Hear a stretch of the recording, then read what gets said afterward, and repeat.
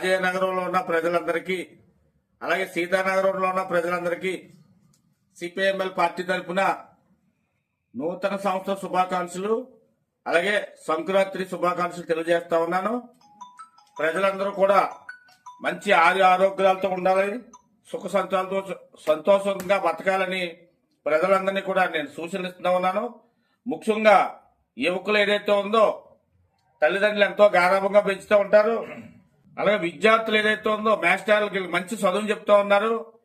వీళ్ళు అన్ని మర్చిపోయి రోడ్ల మీద ఉన్నారు.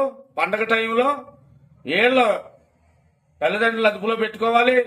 తల్లిదండ్రులు మాట వినకపోతే పోలీసులు అదుపులో పెట్టాలని నేను పోలీసు వారిని కోరుకుంటా ఉన్నాను. అలాగే ప్రతి యువతులు కూడా అసభ్యకరమైన సెల్లో వచ్చే ప్రసారాలు కూడా చూడకుండా